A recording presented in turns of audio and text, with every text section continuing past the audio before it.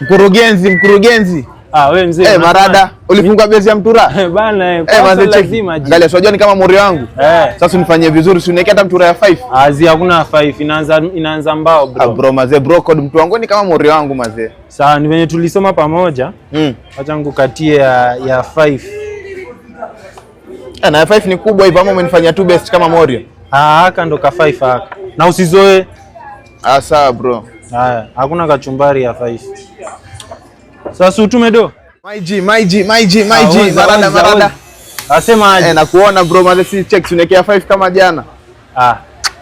Wewe lakini umezoea kukopa. Wewe mazee, unajua God alikubless. Mazee, unajua kufungua bezi ya mtura si rahisi mtu wangu. Haya. Niweke tu ya 5 buda. Nikisoto ujue ni mafuta yako nitatumia. Sasa unajua nitakulipa kwa M-Pesa. Sawa, kama kawaida. Sasa utume. Kesho nitakuwekea bro. Toka hapa. Bro.